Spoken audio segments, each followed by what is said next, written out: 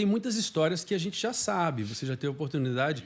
Esses dias você participou comigo de uma mentoria nossa, né? Que a gente faz uma mentoria com o louvor da Lagoinha Global. Então, vem líderes das Lagoinhas de todo mundo participar dessa mentoria.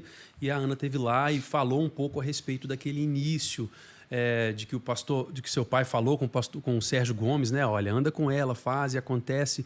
E eu não sei se todos fizeram parte já desde esse início lá atrás ou chegaram depois.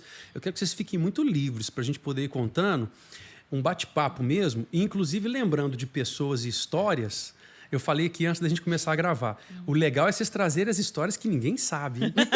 Aquelas engraçadas de bastidor, de ônibus, Sim. de viagem. Oração pela bandeira errada. Teve isso? Ó, já vou lembrar uma coisa aqui, que a gente já cantava no grupo El Chamar, que continua até hoje. Chegando aqui no estúdio, dentro da fábrica, eu vi o Robinho. Tá lá ensaiando. Ensaiando para a cantata de Natal, cantata de fim de ano. Bati na porta, ele veio, que delícia. E nesse grupo, o João e a Helena já estavam também. E na gravação do Primeiro Diante do Trono, não deu para... Eu tinha acabado de ter o Miguel estava bem novinho. Sim. E a galera... Eu já tinha a Clara muito pequenininha, Miguel recém-nascido.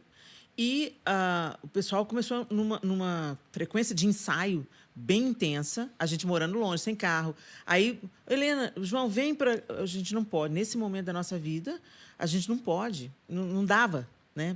Eram só 3 meses para ensaiar, aprender, ensaiar e gravar. Né? Verdade. O primeiro projeto. O primeiro projeto. Uhum. Então, a gente não fez parte dele. Mas logo depois que foi gravado em 31 de janeiro. E aí, em março do mesmo ano, nós fomos para os Estados Unidos. Foi a primeira vez que o El Chamar fez uma viagem internacional.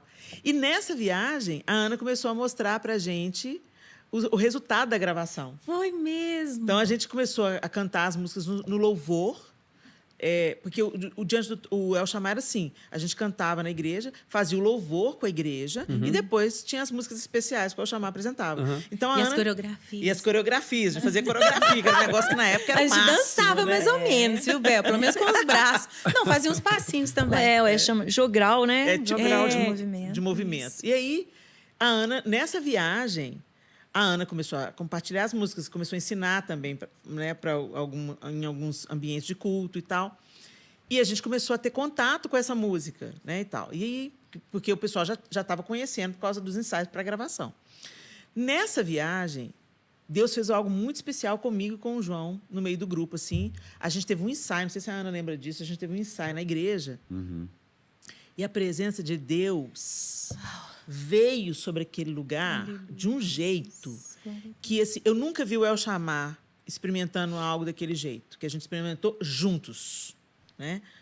Ninguém, sem comando do Sérgio ou do Robinho, que os dois é que regiam, um ou a orquestra, o outro coro, os músicos foram deixando os instrumentos, a gente estava cantando aquela música. Eu posso ver o meu Senhor.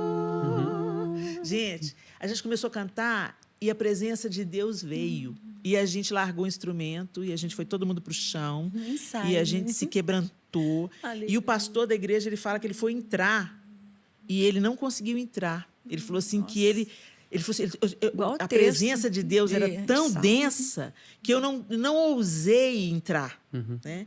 E depois daquela manhã, eu chamei o João, a gente desceu, o grupo se dispersou, a gente estava cheio da presença de Deus.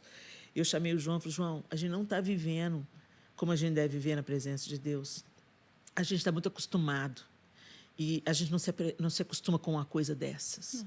A gente precisa ser mais intencional na nossa oração juntos. A gente precisa... Eu pedi perdão por uma série de coisas que eu estava fazendo ao João. Houve um concerto ali da gente, que eu sempre fui uma pessoa muito difícil. E eu sei que ali foi uma porta de abertura. Não sou mais. E aí, ali foi uma abertura para Deus começar a fazer uma obra na minha vida. Logo depois que a gente voltou daquela viagem, a Ana e o Sérgio chamaram eu e o João. Eu lembro da gente no banco da igreja. Sim. Depois ou antes de um culto de domingo. Depois eu lembro dessa Foi no imagem. primeiro culto depois que a gente voltou dessa viagem. Exatamente. E a Ana e o Sérgio falando que queriam que a gente entrasse no Shekinah, que era o grupo que era Olha aí, o Shekinah, agora, responsável Shekinah, olha isso. Pelo louvor de domingo de manhã. que era toda a base do Diante do Trono. Sim. Que a gente ainda não sabia que iria virar Seria Diante do Diante do Trono. Trono. Aham. E eu lembro da Helena, não, eu sei que vocês precisam de um tenor, pode levar o João, eu não preciso fazer parte. E a gente, não, você não está entendendo, Helena, a gente quer você também. Exatamente. E Isso ela não é ainda sobre estava mim, assim. né? É sobre o João. Eu lembro disso. Porque eu já Fugindo tinha... pela tangente. Né? Não, porque eu pensava mesmo, eu acreditava que eles estavam chamando porque Só o precisava tenor. de um homem. Aham. Porque já tinham as meninas, a Renata já era, a Ana já estava, a Soraya já estava. Então, pensando, a Nívia, eu falei, não precisa de mim, não. A Ana, não, Helena, você não está entendendo, o convite é para vocês dois. Eu, sério? Sério? Então vamos. E a gente não tinha ideia, Felipe, que ali ia começar, na verdade, tudo bem, a gente não sabia o que estava para se tornar o Diante do Trono, mas ali começava também, na minha vida pessoal, uma nova Helena estava nascendo ali, entendeu? Um momento da gente se aproximar de Deus, da gente buscar Deus, da gente não apenas trabalhar para Deus,